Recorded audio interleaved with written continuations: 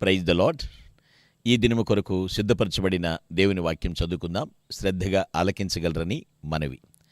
ఆదికాండము 24వ అధ్యాయము 51వ వచనం చదువుకుందామా? ఇదిగో, రిబ్కా నీ ఎదుటనున్నది, ఆమెను తీసుకొని పొమ్ము. యెహోవా సెలవిచ్చిన ప్రకారము ఈమె నీ యజమానుని కుమారునికి భార్య అగునుగాకని ఉత్తరమిచ్చిరి. ప్రభునందుపులరా, ముందుగా మీకు హృదయపూర్వక వందనములు తెలియచేస్తూ ఉన్నాను. ఇక్కడ రిబ్కా ఇస్సాకుని కలుసుకోవటానికి వెళుతున్నటువంటి ప్రయాణం గురించి నేను మాట్లాడుతూ ఉన్నాను.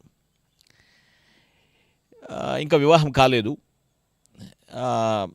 అబ్రహాము యొక్క సేవకుని వెంట ప్రయాణం అవుతుంది. ప్రయాణంలో ఉన్నారు రిబ్కా. ఆ ప్రయాణం గురించి కొన్ని పాఠం మనం నేర్చుకోవాలి.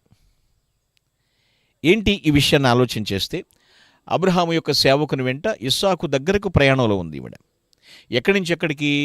మెసపటోమియా నుండి కనానుకి ప్రయాణం, ఎడారి మార్గం గుండా. అది చాలా వ్యయ ప్రయాసాలతో కూడింది ఆ ప్రయాణం.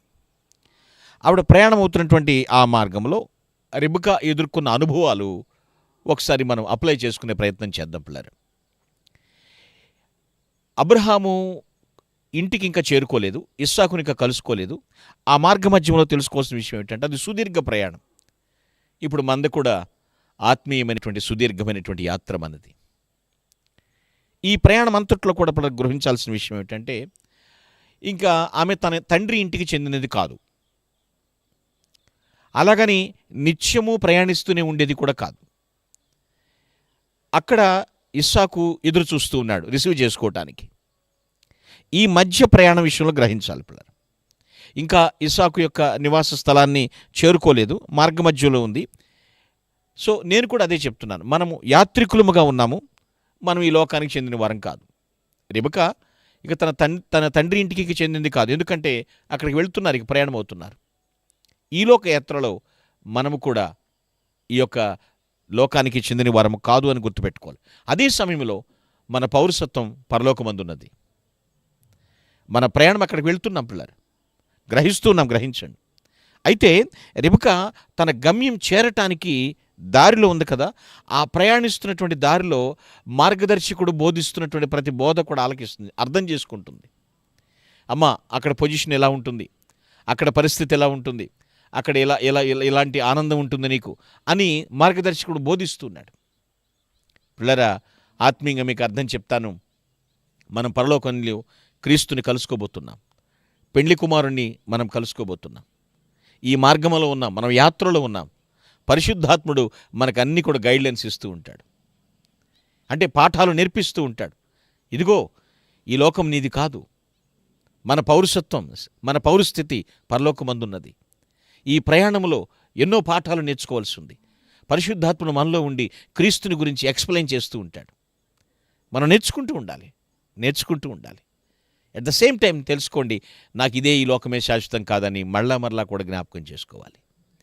ఇక్కడే సాధించాను, ఇక్కడే బోల్డ్ సంపాదించాను, ఇక్కడే పేరు ప్రఖ్యాతులు, ఇవే శాశ్వతం కానే కాదు. ఇప్పుడు ఆలోచించండి, మన ప్రాణప్రియుని కలుసుకునేటువంటి లోపు పరిశుద్ధాత్ముడు నేర్పించేటువంటి పాఠాలు ఈ ప్రయాణంలో మనం ఎన్నో నేర్చుకోవాలి. శ్రద్ధగా వినాలి, నేర్చుకోవాలి, మనం అప్లై చేసుకోవాలి, మన జీవితాల్లో నేర్చుకోవాలి పిల్లలు. రిబ్కా వలె ఆ వరుడైనటువంటి యేసుక్రీస్తుని, ఆ ఇస్సాకుని ఏ విధంగా అయితే చేర్చుకుంటుందో, మనం ప్రభువైనటువంటి యేసుక్రీస్తు కోసం నిరీక్షించాలి. వధువు కొరకు వరుడు మేఘాల మీద రాబోతున్నాడు. ప్రయాణంలో పాఠాలు కొందరికి ఇష్టం ఉండదండి. జర్నీ సాగుతుందలే సాగని అంటూ ఉంటారు, కానీ ఆత్మదేవుడు నేర్పించే ప్రతి మాట మనకు చాలా అవసరం. ఈ పాఠాలను చాలా చక్కగా ఒక శిష్యుని వలె మనం నేర్చుకుంటూ దేవుని మహిమ కొరకు జీవించుదుముగాక. Amen. Please all of close your eyes. I will pray for you.